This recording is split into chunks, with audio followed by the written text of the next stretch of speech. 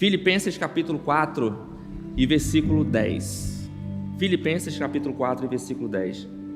E ver uma modelagem, um exemplo daquilo que Deus quer nas nossas vidas.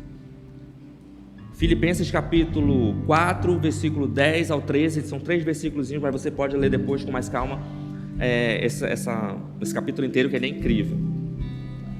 Filipenses fica no Novo Testamento, e é uma das cartas que Paulo escreveu para a igreja de Filipos. Paulo diz assim: como eu me alegro no Senhor por vocês terem voltado a se preocupar comigo. Sei que sempre se preocupam comigo, mas não tinham oportunidade de me ajudar.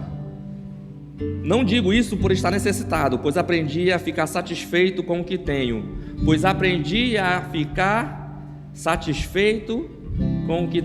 A estar satisfeito com o que tenho. Sei viver na necessidade e também na fartura. Aprendi o segredo de viver em qualquer situação, de estômago cheio ou vazio, com pouco ou com muito. Posso todas as coisas por meio de Cristo, que me dá forças. Posso todas as coisas naquele que me fortalece. Eu não sei se você entendeu essa passagem, mas vamos lá, vamos conversar um pouco sobre isso. Paulo aqui está dizendo sobre servir, mas ele está falando aqui sobre desafios. Aprenda uma coisa: em todo desafio há bênçãos. Em todo desafio há bênçãos. Mas em todas as bênçãos que são alcançadas, há desafios também. Então, desassociar um do outro não dá.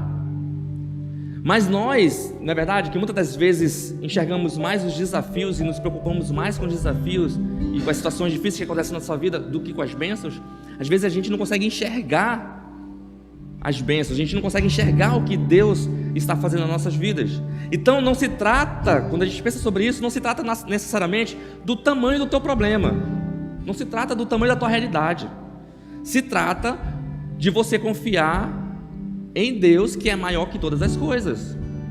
E tudo na nossa vida se passa em torno, então, de você servir aquele a quem você confia. Se você serve a quem você confia, e se você confia em Deus, você vai passar por essa prova, você vai passar por esse problema, por esse desafio. Então trata-se dos seus olhos estarem fixados em Jesus e não fixados em pessoas. É fixados em Jesus e não fixados em nada mais. A tua fé e confiança tem que estar em Cristo e em nada mais. Então a maior dificuldade, se você for pensar, não está na dificuldade em si, está em você aprender a dominar, melhor, a aprender a se dominar. Porque é isso que Paulo está falando.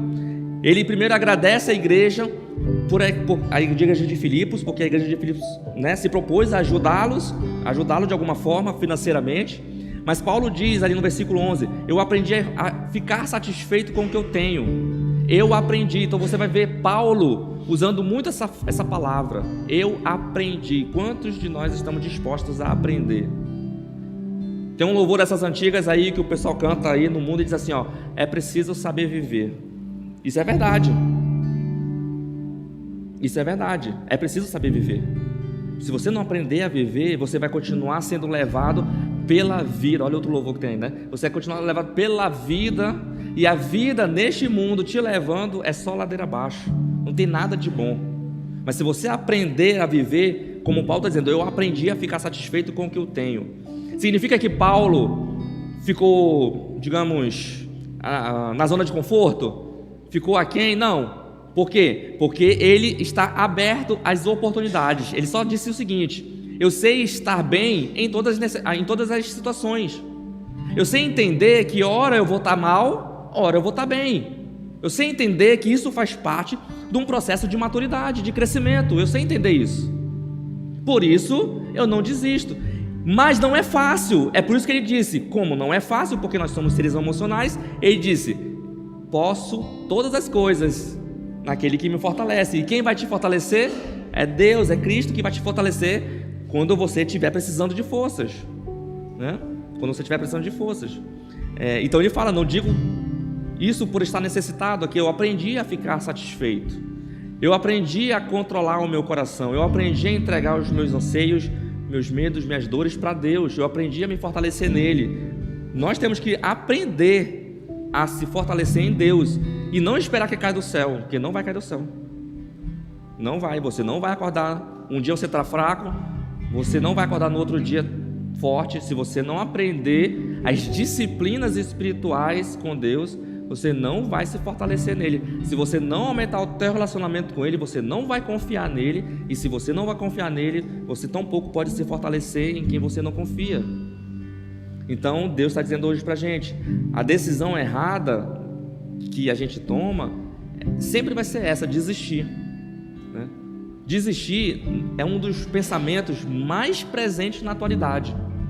Quantos de vocês, talvez vocês não sejam assim, mas quantos de vocês conhecem pessoas que já desistiram de alguma coisa na vida? Quantos de vocês conhecem, né? Claro que vocês nunca desistiram de nada, porque vocês são excelentes, ótimas pessoas, perfeitos, mas vocês conhecem alguém que não desistiram,